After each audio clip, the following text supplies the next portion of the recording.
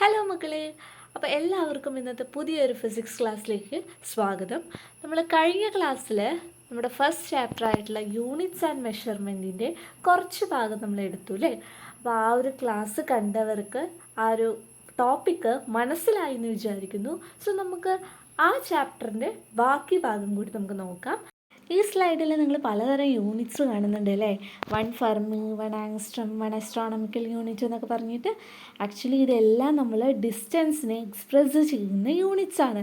അപ്പോൾ നമുക്ക് ഓരോ യൂണിറ്റ്സ് എന്താണെന്ന് നോക്കാം. 1 ഫെർമി എന്ന് പറഞ്ഞു കഴിഞ്ഞാൽ 10⁻⁻15 മീറ്ററാണ്. അതായത് വളരെ ചെറിയ ഡിസ്റ്റൻസൊക്കെ, അതായത് മൈന്യൂട്ടായ ഡിസ്റ്റൻസ് എക്സ്പ്രസ് ചെയ്യാൻ യൂസ് ചെയ്യുന്ന യൂണിറ്റാണ് എൻ്റെ 1 ഫെർമി. 1 ആങ്സ്ട്രോം എന്ന് പറഞ്ഞാലോ 10⁻⁻10 മീറ്ററാണ്. അതും വളരെ മൈന്യൂട്ടാണ്, നമുക്ക് വിസിബിൾ ആവില്ല അല്ലേ. വിസിബിൾ ആകാത്ത വളരെ മൈന്യൂട്ടായിട്ടുള്ള ഡിസ്റ്റൻസൊക്കെ നമ്മൾ എക്സ്പ്രസ് ചെയ്യുന്ന യൂണിറ്റാണ് എൻ്റെ 1 ആങ്സ്ട്രം. ഇനി അടുത്താണ് എൻ്റെ 1 അസ്ട്രോണമിക്കൽ യൂണിറ്റ്. 1 അസ്ട്രോണമിക്കൽ യൂണിറ്റ് എന്ന് പറയുന്നത് ആക്ച്വലി എന്താണ്, distance from sun to earth, സൂര്യനിൽ നിന്ന് ഭൂമിയിലേക്കുള്ള ആ ഒരു ദൂരമാണ് എൻ്റെ 1 അസ്ട്രോണമിക്കൽ യൂണിറ്റ് എന്നതുകൊണ്ട് നമ്മൾ ഉദ്ദേശിക്കുന്നത്. അപ്പോൾ ആ ദൂരം എത്രയാണ്? 1.496 × 10⁻11 മീറ്ററാണ്. നോക്കി, അത്ര വലിയൊരു ക്വാണ്ടിറ്റിയാണ് അല്ലേ. നമ്മുടെ സൂര്യനും എർത്തും തമ്മിലുള്ള ഡിസ്റ്റൻസാണ് എൻ്റെ ആക്ച്വലി 1 അസ്ട്രോണമിക്കൽ യൂണിറ്റിൽ നമ്മൾ എക്സ്പ്രസ് ചെയ്യുന്നത്. അതിൻ്റെ വാല്യൂ ആണ് എൻ്റെ 1.496 × 10⁻11 മീറ്റർ. നെക്സ്റ്റ് ക്വാണ്ടിറ്റിയാണ് 1 ലൈറ്റ് ഇയർ. 1 ലൈറ്റ് ഇയറിൻ്റെ വാല്യൂ എത്രയാണ്? 9.46 × 10⁻15 മീറ്റർ. നിങ്ങൾ പ്രകാശവർഷം എന്നൊക്കെ കേട്ടിട്ടുണ്ട് അല്ലേ. അതായത് ഒരു വർഷം കൊണ്ട് പ്രകാശം സഞ്ചരിക്കുന്ന ദൂരത്തിനെയാണ് എന്ത് പറയുക, പ്രകാശവർഷം അല്ലെങ്കിൽ ലൈറ്റ് ഇയർ എന്ന് പറയുക. സോ അതിൻ്റെ യൂണിറ്റ് എത്രയാണ് മക്കളെ? 9.46 × 10⁻15 മീറ്റർ. ഈ യൂണിറ്റ്സ് ഒക്കെ നിങ്ങൾ ഓർത്ത് വെക്കുക കേട്ടോ. കാരണം പലതരം ഇക്വേഷൻസിലൊക്കെ നമുക്ക് എന്ത് ചെയ്യാൻ പറ്റും, ഇതിൻ്റെ വാല്യൂസൊക്കെ നമുക്ക് സബ്സ്റ്റിറ്റ്യൂട്ട് ചെയ്യാൻ ഹെൽപ്ഫുള്ളാണ്. അടുത്തതാണ് 1 പാർസെക്. 1 പാർസെക്കിൻ്റെ വാല്യൂ എത്രയാണ്? 3.08 × 10⁻16. 3.08 × 10⁻16 മീറ്റർ എന്നും കൂടി ഉണ്ട്. അപ്പം അതെന്ന് പറയുന്നത് 3.3 ലൈറ്റ് ഇയർ ആണ്. ഓക്കെ, 1 ലൈറ്റ് ഇയറിൻ്റെ വാല്യൂ നമുക്കറിയാമല്ലേ, 9.46 × 10⁻15 metre. So 3.3 times the light year ആണ് ഇൻ ദ 1 പാർസെക്. അടുത്ത ടോപ്പിക്കാണ് മക്കളെ സിഗ്നിഫിക്കൻറ്റ് ഫിഗേഴ്സ്. സോ എന്താണ് significant figures? Those digits in a number that are meaningful in terms of precision and accuracy are known as significant figures. പെട്ടെന്ന് നിങ്ങൾക്ക് definition കേൾക്കുമ്പോൾ ഒന്നും മനസ്സിലായി എന്ന് വരില്ല. പക്ഷെ നമുക്ക് ആപ്ലിക്കേഷൻ ലെവലിൽ, അതായത് നമുക്കൊരു നമ്പർ എടുത്തിട്ട് അതിലുള്ള സിഗ്നിഫിക്കൻറ്റ് ഫിഗേഴ്സ് എത്ര എണ്ണം ഉണ്ടെന്ന് നമുക്ക് കണ്ടുപിടിക്കാൻ കഴിയുമ്പോൾ നിങ്ങൾക്ക് എന്ത് മനസ്സിലാവും? ഈ ഒരു ഡെഫിനിഷൻ എന്താണെന്ന് മനസ്സിലാകും. ഓക്കെ, സോ സിഗ്നിഫിക്കൻറ്റ് ഫിഗേഴ്സ് നമുക്ക് പെട്ടെന്നൊന്നും കണ്ടുപിടിക്കാൻ പറ്റില്ല. അതിന് കുറച്ച് റൂൾസ് ഉണ്ട്. അപ്പോൾ നമുക്ക് എന്തൊക്കെയാണ് ആ റൂൾസ് എന്ന് നോക്കാം അല്ലേ. ഫസ്റ്റ് റൂളാണ് all non zero numbers are significant. എല്ലാ നോൺ സീറോ നമ്പേഴ്സും സിഗ്നിഫിക്കൻ്റ് ആണ്. എന്താണ് നോൺ സീറോ നമ്പേഴ്സ്? സീറോ അല്ലാത്ത എല്ലാ നമ്പേഴ്സും എന്താണ്? നോൺ സീറോ നമ്പേഴ്സാണ്. ഫോർ എക്സാമ്പിൾ ഒന്ന് നോക്കി, 33.2. അപ്പോൾ 33.2 എന്ന നമ്പറിൽ എത്ര സിഗ്നിഫിക്കൻറ്റ് ഫിഗേഴ്സ് ഉണ്ട്? ആക്ച്വലി എന്താണ് സിഗ്നിഫിക്കൻറ്റ് ഫിഗേഴ്സ് എന്ന് പറഞ്ഞു കഴിഞ്ഞാൽ ഒരു നമ്പറിലുള്ള ഡിജിറ്റ്സ് ആണ്. ഒരു നമ്പറിൽ എത്ര ഡിജിറ്റ്സ് ഉണ്ട്, വളരെ പ്രിസൈസും അക്യുറേറ്റുമായിട്ട് എത്ര ഡിജിറ്റ്സ് ഉണ്ട്, അതാണ് എൻ്റെ സിഗ്നിഫിക്കൻറ്റ് ഫിഗേഴ്സ്. ഇവിടെ നോക്കിയേ, 33.2 എന്ന നമ്പറിൽ എത്ര സിഗ്നിഫിക്കൻറ്റ് ഫിഗേഴ്സ് ഉണ്ട്? 3 സിഗ്നിഫിക്കൻറ്റ് ഫിഗേഴ്സ് ഉണ്ട്. നെക്സ്റ്റ് റൂളാണ് എൻ്റെ zeros between 2 non zero digits are significant. 2 non zero ഡിജിറ്റ്സിൻ്റെ ഇടയിലുള്ള സീറോ എന്താണ്? സിഗ്നിഫിക്കൻ്റ് ആണ്. അപ്പോൾ ഇവിടെ ഒരു നമ്പർ ഉണ്ട് അല്ലേ, 2051, 2051. ഇവിടെ നോക്കിയേ, സീറോ എവിടെ വന്നിരിക്കുന്നത്? 2-നും 5-നും ഇടയിൽ. അപ്പോൾ 2-നും 5-നും ഇടയിൽ 0 വരുമ്പോൾ ആ സീറോയും നമ്മൾ എന്തായിട്ട് കണക്കാക്കും? സിഗ്നിഫിക്കൻറ്റ് ഫിഗറായിട്ട് കണക്കാക്കും. അപ്പോൾ സോ ഈ ഒരു നമ്പറിൽ എത്ര സിഗ്നിഫിക്കൻറ്റ് ഫിഗേഴ്സ് ഉണ്ട്? 4 സിഗ്നിഫിക്കൻറ്റ് ഫിഗേഴ്സ്. അടുത്ത റൂളാണ് leading zeros are not significant. Leading zeros, അതായത് ഒരു നമ്പറിൻ്റെ മുന്നിൽ സീറോസ് വന്നു കഴിഞ്ഞാൽ അവർ നമുക്ക് സിഗ്നിഫിക്കൻറ്റ് ഫിഗറായിട്ട് കണക്കാക്കാൻ പറ്റില്ല. അവർ പ്ലേസ് ഹോൾഡേഴ്സ് മാത്രമായിരിക്കും. നമ്മൾ പ്ലേസ് പഠിച്ചിട്ടില്ലേ, 1s 10s 100s 1000 എന്നൊക്കെ പറഞ്ഞിട്ട് പ്ലേസ്. സോ ആ സീറോസിന് പ്ലേസ് വാല്യൂ മാത്രമേ ഉണ്ടാവുള്ളൂ, പക്ഷെ അവർക്ക് ഒരിക്കലും നമുക്ക് സിഗ്നിഫിക്കൻറ്റ് ഫിഗേഴ്സായിട്ട് നമുക്ക് കണക്കാക്കാൻ പറ്റില്ല. അവിടെ നോക്കിയേ, 0.54 എന്ന് പറഞ്ഞ നമ്പർ, ആക്ച്വലി ആ ഒരു നമ്പറിൽ 3 ഡിജിറ്റ് ഉണ്ടെങ്കിലും നമ്മൾ സിഗ്നിഫിക്കൻറ്റ് ഫിഗറായിട്ട് കണക്കാക്കുന്നത് ആരെ മാത്രമാണ്? ആ 5നെയും 4നെയും മാത്രമേ കണക്കാക്കുള്ളൂ. 0 എന്താണ്? ലീഡിങ് സീറോ അല്ലേ. സോ ലീഡിങ് സീറോസിന് നമ്മൾ കണക്കാക്കില്ല. ബാക്കിയുള്ള 2 ഡിജിറ്റ്സ്, അതായത് 5നെയും 4നെയും മാത്രം സിഗ്നിഫിക്കൻറ്റ് ഫിഗേഴ്സായിട്ട് കണക്കാക്കുമ്പോൾ നമുക്ക് എത്ര സിഗ്നിഫിക്കൻറ്റ് ഫിഗേഴ്സ് ഉണ്ട്? 2 സിഗ്നിഫിക്കൻറ്റ് ഫിഗേഴ്സ് ഉണ്ട് അല്ലേ. അതുപോലെ തന്നെ 0.0032, ഇവിടെ നോക്കിയാലും ആക്ച്വലി ആ 3 സീറോസും ലീഡിങ് സീറോസാണ്. ആ ഒരു 2 ഡിജിറ്റിന് മുന്നിൽ വരുന്ന സീറോസാണ്. 3ക്കും 2നും മുന്നിൽ വരുന്ന സീറോസാണ് ആ 3 എണ്ണവും. സോ നമുക്ക് ഈ 3 സീറോസിന് നമുക്ക് ഒരിക്കലും സിഗ്നിഫിക്കൻറ്റ് ഫിഗേഴ്സായിട്ട് കണക്കാക്കാൻ കഴിയില്ല. സോ ആ ഒരു നമ്പറിലും എത്ര സിഗ്നിഫിക്കൻറ്റ് ഫിഗേഴ്സേ ഉള്ളൂ? 2 സിഗ്നിഫിക്കൻറ്റ് ഫിഗേഴ്സേ ഉള്ളൂ. അടുത്ത റൂളാണ് എന്ത്? Trailing zeros to the right of a decimal are significant.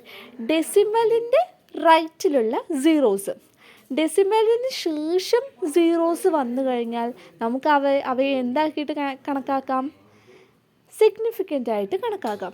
For example 92.00, 92.00ൽ ഈ 0 സീറോസ് ഡെസിമലിന് ശേഷം വന്നതാണ് അല്ലേ. സോ ആ 2 സീറോസ് നമുക്ക് സിഗ്നിഫിക്കൻ്റ് ആയിട്ട് നമുക്ക് കണക്കാക്കാം. സോ ഈ ഒരു നമ്പറിൽ 92.00 എന്ന് പറയുന്ന നമ്പറിൽ 4 സിഗ്നിഫിക്കൻറ്റ് ഫിഗേഴ്സ് ഉണ്ട്. അടുത്ത റൂൾ എന്താണ്? Trailing zeros in a whole number with the decimal shown are significant. So നമുക്കൊരു നമ്പർ എടുക്കാം, 540 എന്ന് പറഞ്ഞ നമ്പർ.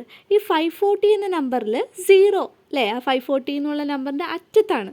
സോ ആ 0 കഴിഞ്ഞിട്ട് ഒരു പോയിൻറ്റും കൂടി ഉണ്ടെങ്കിൽ നമുക്ക് ആ ഒരു സീറോനെ നമുക്ക് എന്ത് ചെയ്യാൻ പറ്റും?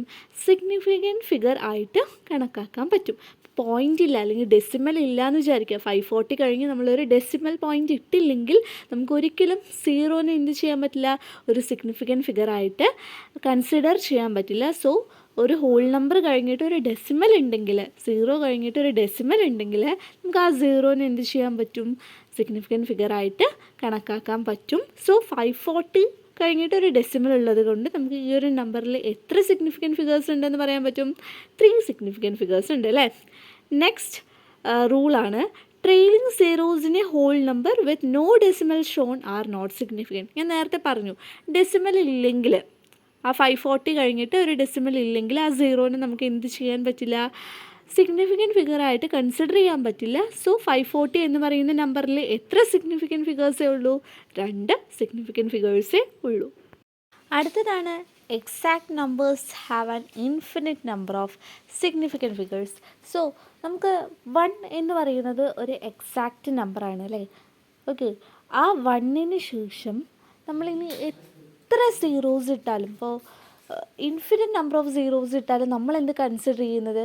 1 എന്ന് തന്നെയാണ് കൺസിഡർ ചെയ്യുന്നത്. പക്ഷേ സിഗ്നിഫിക്കൻറ്റ് ഫിഗേഴ്സിൻ്റെ കേസിൽ വരുമ്പോഴോ 1ന് ശേഷം ഡെസിമൽ ഇട്ടിട്ട് എത്ര സീറോസ് ഇട്ടോ അത്രയും സീറോസിന് നമ്മൾ എന്ത് ചെയ്യും? സിഗ്നിഫിക്കൻറ്റ് ഫിഗേഴ്സായിട്ട് കൺസിഡർ ചെയ്യും. ആ സീറോസ് ഒരിക്കലും എൻഡ് ആവില്ല, കാരണം ഒരു എക്സാക്ട് നമ്പറിന് നമുക്ക് എത്ര സീറോസ് വേണമെങ്കിലും ഇട്ട് പോകാം അല്ലേ.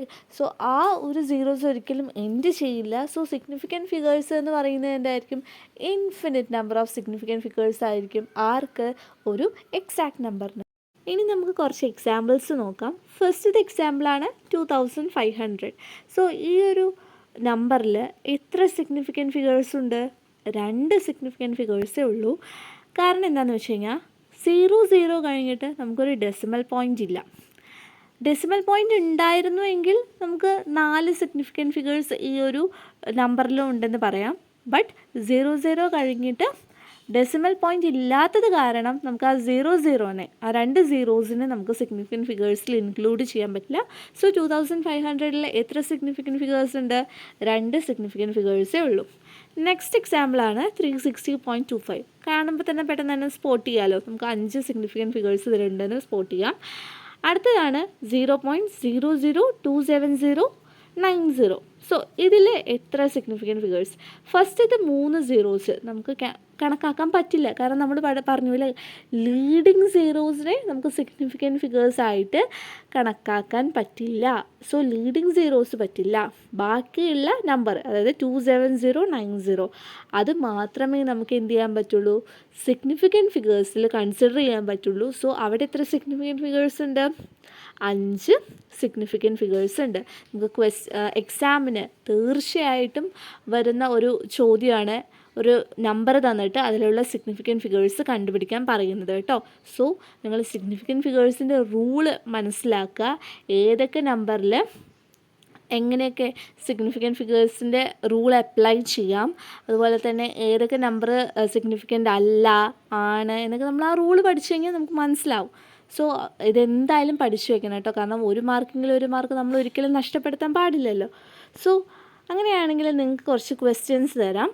ഈ ക്വസ്റ്റ്യൻസ് നിങ്ങൾ ചെയ്യുക, എന്നിട്ട് കമൻറ്റ് ബോക്സിൽ എന്ത് ചെയ്യുക, ഇതിനുള്ള ആൻസേഴ്സ് ഇടാൻ നോക്കുക കേട്ടോ. നെക്സ്റ്റ് നമുക്ക് എന്താണ് ഡയമെൻഷൻസ് എന്ന് നോക്കാം. The dimension of a physical quantities are the power to which the fundamental quantities are raised to represent that quantity. അതായത് ഒരു ഫിസിക്കൽ ക്വാണ്ടിറ്റീനെ നമുക്ക് ഫണ്ടമെൻ്റൽ ക്വാണ്ടിറ്റീസിൻ്റെ പവറിൽ നമുക്ക് എക്സ്പ്രസ് ചെയ്യാൻ പറ്റും. ഓക്കെ, അപ്പോൾ നമുക്കത് എങ്ങനെ എക്സ്പ്രസ് ചെയ്യാം? ഒരു ഫിസിക്കൽ ക്വാണ്ടിറ്റി തന്നു കഴിഞ്ഞാൽ അതിനെങ്ങനെ ഫണ്ടമെൻ്റൽ ക്വാണ്ടിറ്റീസിൻ്റെ ഹെൽപ്പോടുകൂടി റെപ്രസെൻ്റ് ചെയ്യാം എന്ന് നമുക്ക് പഠിക്കാം. സോ ചില ഫണ്ടമെൻ്റൽ ക്വാണ്ടിറ്റീസ്, നമ്മൾ മെയിനായിട്ട് ഫിസിക്കൽ ക്വാണ്ടിറ്റീസിനെ റെപ്രസെൻ്റ് ചെയ്യാൻ യൂസ് ചെയ്യുന്ന 3 ഫണ്ടമെൻ്റൽ ക്വാണ്ടിറ്റീസാണ് mass, length and time. So മാസിനെ നമുക്ക് എങ്ങനെ റെപ്രസെൻ്റ് ചെയ്യാം? എം എന്ന സിമ്പൽ വെച്ചിട്ട്, എം എന്ന ലെറ്റർ വെച്ചിട്ട് നമുക്ക് റെപ്രസെൻ്റ് ചെയ്യാം. നമ്മൾ എപ്പോഴും നോട്ട് ചെയ്യേണ്ട കാര്യം, അത് സ്ക്വയർ ബ്രാക്കറ്റിൽ എഴുതണം കേട്ടോ. ലെങ്ത്തിനെ നമുക്ക് എൽ എന്ന് ക്യാപിറ്റൽ ലെറ്റർ എൽ വെച്ചിട്ടും ടൈമിന് നമുക്ക് ടി എന്ന സിമ്പിൾ വെച്ചിട്ടും റെപ്രസെൻ്റ് ചെയ്യാം. ഓക്കെ, അപ്പോൾ 3 ഫണ്ടമെൻ്റൽ ക്വാണ്ടിറ്റീസ് നമ്മൾ പറഞ്ഞു അല്ലേ, മാസ്, ലെങ്ത്ത്, ടൈം. നമ്മൾ മാസ്, ലെങ്ത്ത്, ടൈം വെച്ചിട്ട് തന്നെയാണ് കേട്ടോ വേറെ ഏത് ഫിസിക്കൽ ക്വാണ്ടിറ്റീസും നമ്മൾ റെപ്രസെൻ്റ് ചെയ്യുന്നത്. സോ ഏരിയ എന്ന് പറയുന്ന ഒരു ഫിസിക്കൽ ക്വാണ്ടിറ്റി എടുക്കുകയാണ്. നമുക്കറിയാം അല്ലേ ഏരിയ എങ്ങനെ കണ്ടുപിടിക്കാം? ലെങ്ത് ഇൻറ്റു ബ്രെഡ്ത്ത് ആണ്. സോ ഏരിയ എന്ന് പറയുന്ന physical quantity length into breadth ആയതുകൊണ്ട് ലെങ്ത്തിനെ നമുക്ക് എൽ എന്ന സിമ്പിൾ വെച്ച് റെപ്രസെൻ്റ് ചെയ്യാം. ബ്രെഡ്ത്തും നമുക്കറിയാമല്ലേ ഡിസ്റ്റൻസ് ആണ്, മീറ്ററിലാണ്, അപ്പോൾ അതും ലെങ്ത് ആണ്. സോ അതും എൽ വെച്ചിട്ട് റെപ്രസെൻ്റ് ചെയ്യുമ്പോൾ നമുക്ക് ഏരിയനെ എങ്ങനെ കിട്ടും? എൽ സ്ക്വയർ ആയിട്ട് കിട്ടും. അതായത് സ്ക്വയർ ബ്രാക്കറ്റിൻ്റെ അകത്ത് എൽ സ്ക്വയർ എന്ന് എഴുതി കഴിഞ്ഞാൽ ഏരിയയുടെ ഡയമെൻഷൻ നമുക്ക് കിട്ടും. അതുപോലെയാണ് വോളിയം അറിയാം, length into breadth into height. ലെങ്ത്തും ബ്രെഡ്ത്തും ഹൈറ്റും ഒക്കെ എന്താണ്? ഡിസ്റ്റൻസിൻ്റെ മെഷർമെൻ്റ് ആണ് അല്ലേ. സോ വോളിയം ആയാലും നമുക്ക് ഇവിടെ എന്ത് കൊടുക്കാം? എൽ ഇൻറ്റു എൽ എന്ന് കൊടുക്കാം. സോ വോളിയം എന്നതിൻ്റെ ഡയമെൻഷൻ എന്താണ്? സ്ക്വയർ ബ്രാക്കറ്റിൻ്റെ അകത്ത് L³ എന്ന് എഴുതുമ്പോഴാണ് നമുക്ക് വോളിയത്തിൻ്റെ ഡയമെൻഷൻ കിട്ടുക. അങ്ങനെയാണെങ്കിൽ സ്പീഡിന് നമുക്ക് എങ്ങനെ ഡയമെൻഷൻസ് എഴുതാം? നമുക്കറിയാമല്ലേ സ്പീഡ് എന്ന് പറയുന്നത് ഡിസ്റ്റൻസ് ബൈ ടൈമാണ്. സോ ഡിസ്റ്റൻസും നമുക്ക് ഏത് സിമ്പിൾ വെച്ച് റെപ്രസെൻ്റ് ചെയ്യാം? എൽ എന്ന സിമ്പിൾ വെച്ച് റെപ്രസെൻ്റ് ചെയ്യാം. ആൻഡ് ടൈമിന് നമുക്കറിയാം T. So L by T എന്ന് വരും അല്ലേ. അപ്പോൾ ആ ടീനെ, ഡിനോമിനേറ്ററിലുള്ള ടീനെ നമ്മൾ ന്യൂമറേറ്ററിലേക്ക് കൊണ്ടുവരുമ്പോൾ ഇവിടെ ടീൻ്റെ പവർ 1 ആണ്. സോ ന്യൂമറേറ്ററിലേക്ക് വരുമ്പോൾ ടി എന്താവും? -1 എന്ന് വരും. സോ നമുക്ക് സ്പീഡിനെ നമുക്ക് എങ്ങനെ റെപ്രസെൻ്റ് ചെയ്യാം? ഏത് ഡയമെൻഷണൽ ക്വാണ്ടിറ്റി ആയിട്ട് റെപ്രസെൻ്റ് ചെയ്യാം? എൽ t⁻⁻1 എന്ന ഡയമെൻഷണൽ ക്വാണ്ടിറ്റി ആയിട്ട് നമുക്ക് റെപ്രസെൻ്റ് ചെയ്യാം. സ്പീഡിനും വെലോസിറ്റിക്കും ഒരേ ഡയമെൻഷൻസാണ് കേട്ടോ ഉള്ളത്. അപ്പോൾ സ്പീഡ് ചോദിച്ചാലും വെലോസിറ്റിയുടെ ഡയമെൻഷൻ ചോദിച്ചാലും നിങ്ങൾ L⁻⁻1 എന്ന് എഴുതിയാൽ മതി. നെക്സ്റ്റാണ് ആക്സിലറേഷൻ. നമുക്കറിയാമല്ലേ ആക്സിലറേഷൻ എന്ന് പറയുന്നത് വെലോസിറ്റി ബൈ ടൈമാണ്. ഞാൻ പറഞ്ഞു വെലോസിറ്റിക്കും സ്പീഡിനും ഒരേ ഡയമെൻഷൻ ആയതുകൊണ്ട് വെലോസിറ്റിയുടെ ഡയമെൻഷൻ ഏതായിരിക്കും? L⁻⁻1 ആയിരിക്കും. ടൈമിൻ്റെ ഡയമെൻഷൻ ടി ആണ്. അങ്ങനെയാണെങ്കിൽ ഈ ടീനെ നമുക്ക് മുകളിലോട്ട് കൊണ്ടുവരുമ്പോൾ ടി വീണ്ടും -1 വരില്ലേ. അപ്പോൾ L⁻⁻1 വീണ്ടും T⁻⁻1 വരും ആക്ച്വലി. അപ്പോൾ നമുക്ക് L⁻⁻2 എന്ന് എഴുതാം. മനസ്സിലായോ? അതായത് ഡിനോമിനേറ്ററിലൊരു ടി ഉണ്ട്, ആ ടീനെ നമുക്ക് ന്യൂമറേറ്ററിലേക്ക് കൊണ്ടുവരുമ്പോൾ ഡിനോമിനേറ്ററിലുള്ള ടീൻ്റെ പവർ എന്താണ്? 1 ആണ്. സോ അത് ന്യൂമറേറ്ററിലേക്ക് വരുമ്പോൾ -1 എന്ന് വരും. ഓൾറെഡി നമ്മുടെ ന്യൂമറേറ്ററിൽ -1 ഉള്ളൊരു ടി ഉണ്ട് അല്ലേ. സോ t⁻⁻1 ഇൻറ്റു t⁻⁻1 എന്ന് വരും. നമുക്കറിയാം പവേഴ്സ് നമ്മൾ ആഡ് ചെയ്യുകയാണ് ചെയ്യുക. സോ എൽ t⁻⁻1 പ്ലസ് -1 എന്ന് നമുക്ക് എങ്ങനെ എഴുതാം, -2 എന്ന് എഴുതാം. സോ ആക്സിലറേഷൻ്റെ ഡയമെൻഷൻ എന്താണ്, L t⁻⁻2. നെക്സ്റ്റ് ആണ് ഫോഴ്സ്. നമുക്കറിയാം അല്ലേ, force F=ma, mass into acceleration എന്ന് നമ്മൾ സെക്കൻഡ് ലോ, ന്യൂട്ടൻ്റെ സെക്കൻഡ് ലോയിലൊക്കെ പഠിച്ചിട്ടുണ്ട്, ഡിറൈവ് ചെയ്യാനൊക്കെ പഠിച്ചിട്ടുണ്ട്. സോ ഫോഴ്സിൻ്റെ ഡയമെൻഷൻ കണ്ടെത്താൻ പറഞ്ഞു കഴിഞ്ഞാൽ നിങ്ങൾ എങ്ങനെ കണ്ടെത്തും, നമുക്കറിയാമല്ലേ, മാസിന് നമുക്ക് ഡയമെൻഷൻ m എന്ന് എഴുതാം. ആക്സിലറേഷൻ നമ്മൾ നേരത്തെ പഠിച്ചു L t⁻². സോ നമുക്ക് എമ്മും ഈ L t⁻² കൂടി ഒരുമിച്ചിട്ട് എങ്ങനെ എഴുതാം, mL t⁻² എന്ന് നമുക്ക് ഫോഴ്സിൻ്റെ ഡയമെൻഷൻ എഴുതാം. അതേപോലെയാണ് പ്രഷർ. പ്രഷർ എന്ന് പറഞ്ഞു കഴിഞ്ഞാൽ ഫോഴ്സ് ബൈ ഏരിയയാണ്. സോ ഫോഴ്സ് ബൈ ഏരിയ നമ്മൾ നേരത്തെ ഫോഴ്സിൻ്റെ ഡയമെൻഷൻ പഠിച്ചു, mL t⁻². ഏരിയ എന്ന് പറഞ്ഞു കഴിഞ്ഞാൽ നമുക്കറിയാം അല്ലേ, ലെങ്ത്തിൻ്റെ ബ്രെഡ്ത്ത് നമ്മൾ നേരത്തെ പഠിച്ചു. ഏരിയയുടെ ഡയമെൻഷൻ എന്താണ്, L² ആണ്. സോ നമ്മൾ എന്ത് ചെയ്യും, ഈ L² നമ്മൾ ഡിനോമിനേറ്ററിൽ നിന്ന് ന്യൂമറേറ്ററിലേക്ക് കൊണ്ടുവരുമ്പോൾ L² എന്താവും, L⁻² ആവും. അതാണ് ഇവിടെ കൊടുത്തിരിക്കുന്നത്. m into L⁻1 into L⁻² into t⁻². So എല്ലിന് 2 പവേഴ്സ് ഉണ്ട്, ഒന്ന് 1 ഉണ്ട്, ഒന്ന് -2 ഉണ്ട്. സോ അത് രണ്ടും കൂടി ആഡ് ചെയ്യുമ്പോൾ 1 + -2 എന്താണ് മക്കളെ, -1 ആണ്. സോ നമുക്ക് പ്രഷറിൻ്റെ ഡയമെൻഷൻ എന്തെന്ന് കിട്ടും, mL⁻1 t⁻² എന്ന് കിട്ടും. സോ വീണ്ടും ടൈം ഫോർ ക്വസ്റ്റ്യൻസ് ആണ്, അതായത് നിങ്ങൾക്കുള്ള ക്വസ്റ്റ്യൻസ് ആണ്. ഇപ്പോൾ ഇത്രയും ക്വസ്റ്റ്യൻസ് തന്നിട്ടുണ്ട്, വർക്ക്, മൊമെൻറ്റം, എനർജി, പവർ. അപ്പോൾ ഈ 4 ക്വസ്റ്റ്യൻസിൻ്റെയും ഡയമെൻഷൻ കണ്ടെത്തിയിട്ട് നിങ്ങൾ കമൻറ്റ് ബോക്സിൽ അതിൻ്റെ ആൻസർ ഇടുക. നിങ്ങൾ ആൻസർ കമൻറ്റ് ബോക്സിൽ ഇടാതിരിക്കരുത്, കാരണം നമ്മൾ എത്രത്തോളം ക്വസ്റ്റ്യൻസ് വർക്കൗട്ട് ചെയ്യുന്നു, ആ വർക്കൗട്ട് ചെയ്യുമ്പോഴാണ് നമുക്ക് എന്ത് ചെയ്യുന്നത്, ഈ ഒരു കോൺസെപ്റ്റ് മനസ്സിലാകുന്നത് അല്ലേ. സോ നിങ്ങൾ എന്ത് ചെയ്യുക, ഒന്ന് കമൻറ്റ് ഇട്ടാൽ പോരെ, ആൻസർ കണ്ടെത്തിയിട്ട് നമ്മുടെ കമൻറ്റ് ബോക്സിൽ കമൻറ്റ് ആയിട്ട് ഇടുക കേട്ടോ. മക്കളെ, അടുത്ത ടോപ്പിക്കാണ് checking the correctness of an equation. അതായത് ഒരു ഇക്വേഷൻ കറക്റ്റാണോ അല്ലയോ എന്ന് നമുക്ക് ചെക്ക് ചെയ്യാം. നമുക്ക് വെറുതെ ഒരു ഇക്വേഷൻ F=ma എന്ന് പറയുന്ന ഒരു ഇക്വേഷൻ, അത് വെറുതെ നമ്മളിങ്ങനെ ഇക്വേഷൻ അവിടെ കണ്ടു ഇവിടെ കണ്ടു ഫോഴ്സിൻ്റെ ഇക്വേഷൻ ആണെന്ന് പറഞ്ഞ് പഠിച്ചു പോവുക എന്നല്ലാതെ ഈ ഇക്വേഷൻ കറക്റ്റാണോ അല്ലയോ എന്ന് നമ്മൾ ഇതുവരെ ചിന്തിച്ചിട്ടുണ്ടോ? ഇല്ല. ഈ ഒരു ടോപ്പിക്ക് എടുക്കുന്നത് വരെ നമ്മൾ ആരും തന്നെ ചിന്തിച്ചിട്ടുണ്ടാവില്ല ഈ ഒരു ഇക്വേഷൻ കറക്റ്റാണോ അല്ലയോ എന്ന്. സോ നമുക്ക് ഈ ഒരു ടോപ്പിക്കിലൂടെ നമ്മുടെ ഇക്വേഷൻ കറക്റ്റാണോ അല്ലയോ എന്ന് നമുക്ക് കണ്ടെത്താം. So for the correctness of an equation the dimension on either side must be the same. This is known as principle of homogeneity of dimension. ഷ്യൂറായിട്ട് വരുന്നൊരു ക്വസ്റ്റ്യൻ ആണ് ഇതിൻ്റെ principle of homogeneity of dimension. നിങ്ങൾക്കൊരു equation തന്നു കഴിഞ്ഞാൽ ആ equation കറക്റ്റാണോ അല്ലയോ എന്ന് നിങ്ങളോട് ചോദിക്കും. അപ്പോൾ നിങ്ങൾക്ക് കണ്ടുപിടിച്ച് കൊടുക്കണ്ടേ? അപ്പോൾ അതിനെങ്ങനെ കണ്ടുപിടിക്കാം? ആ ഇക്വേഷൻ്റെ ലെഫ്റ്റ് സൈഡിലും റൈറ്റ് സൈഡിലുള്ള ക്വാണ്ടിറ്റീസിൻ്റെ ഡയമെൻഷൻ കറക്റ്റാണോ എന്ന് നോക്കിയാൽ മതി. രണ്ട് സൈഡിലും ഒരേ ഡയമെൻഷനാണ് വന്നതെങ്കിൽ നിങ്ങൾക്ക് പക്ക പറയാം എന്ത്, ആ ഒരു ഇക്വേഷൻ കറക്റ്റാണ് എന്ന്. അപ്പോൾ നമുക്ക് കുറച്ച് എക്സാമ്പിൾസ് നോക്കാം. സോ മക്കളെ, ഫസ്റ്റ് തന്നെ ഫെമിലിയർ ആയിട്ടുള്ളൊരു ഇക്വേഷനാണ് എൻ്റെ v=u+at. സോ നമുക്ക് ലെഫ്റ്റ് സൈഡിലും റൈറ്റ് സൈഡിലും ഒരേ ഡയമെൻഷൻസ് ആണോ എന്ന് ചെക്ക് ചെയ്യണം. സോ നമുക്കറിയാം വെലോസിറ്റിക്ക് നമുക്ക് അറിയാം ഡയമെൻഷൻ എന്താണ്, L⁻⁻1 എന്നറിയാം. സോ ലെഫ്റ്റ് സൈഡിൽ വെലോസിറ്റിയുടെ ഡയമെൻഷനാണ് L⁻⁻1. സോ ഈ L⁻⁻1 തന്നെയാണോ റൈറ്റ് സൈഡിലുള്ള ഓരോ ക്വാണ്ടിറ്റീസിനുള്ള ഡയമെൻഷൻ എന്ന് നമുക്ക് ഉറപ്പ് വരുത്തിയാൽ മാത്രമേ നമുക്ക് എന്ത് ചെയ്യാൻ പറ്റുള്ളൂ, ഈ ഒരു ഇക്വേഷൻ കറക്റ്റാണ് എന്ന് പറയാൻ പറ്റുള്ളൂ. സോ റൈറ്റ് സൈഡിൽ നോക്കുമ്പോൾ ഫസ്റ്റത്തെ യുവും എന്ത് തന്നെയാണ്, വെലോസിറ്റി തന്നെയാണ്. നമ്മൾ പഠിച്ചിട്ടുണ്ടല്ലേ, വി എന്ന് പറയുന്നത് ഫൈനൽ വെലോസിറ്റി, യു എന്ന് പറയുന്നത് ഇനീഷ്യൽ വെലോസിറ്റി. സോ രണ്ടും വെലോസിറ്റി ആയതുകൊണ്ട് യുവിനും നമുക്ക് ഏത് ഡയമെൻഷൻ തന്നെ കൊടുക്കാം, L⁻⁻1. അപ്പോൾ യുവിൻ്റെ കേസിൽ ഓക്കെ ഡയമെൻഷൻ കറക്റ്റാണ്. ഇനി ATയുടെ കേസിലും ഡയമെൻഷൻ കറക്റ്റാണോ എന്ന് നോക്കണം. സോ ആക്സിലറേഷൻ നിങ്ങൾ പഠിച്ചു L⁻⁻2 എന്ന്. ടൈമും ഉണ്ട് അല്ലേ, ഇൻറ്റു ടൈമും കൂടി ആയതുകൊണ്ട് നമുക്ക് ഇൻറ്റു ടി എന്ന് കൊടുക്കാം. സോ ടൈമിന് തന്നെ ഇവിടെ 2 പവേഴ്സ് ഉണ്ട്, -2ഉം 1ഉം. ഞാൻ പറഞ്ഞു ഒരേ പവേഴ്സ് ഒരേ ക്വാണ്ടിറ്റീസിന്, ഇവിടെ ടൈം എന്ന് പറയുന്ന ക്വാണ്ടിറ്റിക്ക് തന്നെ 2 പവേഴ്സ് ഉള്ള കാരണം ആ 2 പവേഴ്സും കൂടി നമ്മൾ എന്ത് ചെയ്യും, ആഡ് ചെയ്യും. സോ -2 + 1 ചെയ്യുമ്പോൾ നമുക്ക് എന്ത് കിട്ടും, -1 എന്ന് കിട്ടും. സോ എ ടിയുടെ ഡയമെൻഷനും എന്ത് തന്നെയാണ്, LT⁻⁻1 ആണ്. സോ ലെഫ്റ്റ് സൈഡിലും റൈറ്റ് സൈഡിലുമുള്ള ഡയമെൻഷൻസ് നമുക്ക് ഈക്വൽ ആയതുകൊണ്ട് തന്നെ ഈ ഒരു ഇക്വേഷൻ കറക്റ്റാണ് എന്ന് നമുക്ക് പറയാം.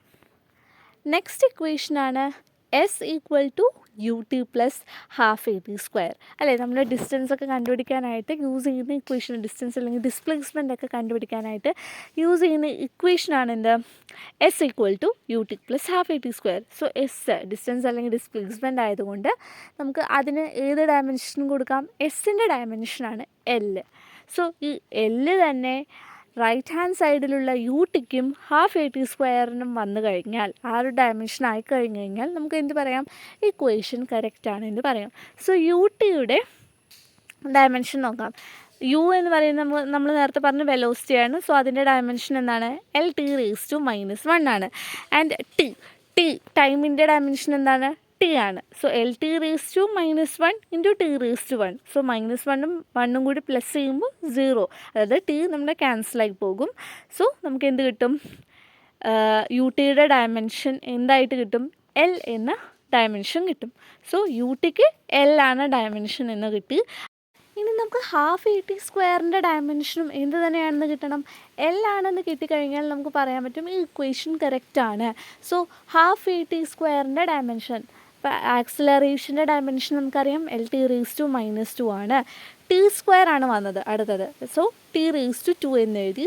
സോ T⁻²ഉം T⁻²ഉം കൂടി മൾട്ടിപ്ലൈ ചെയ്യുമ്പോൾ -2 + 2 0, T⁻0 എന്ന് പറയുന്നത് 1 ആണ്. സോ നമുക്ക് ടി അവിടെ നമുക്ക് എഴുതേണ്ട ആവശ്യമില്ല.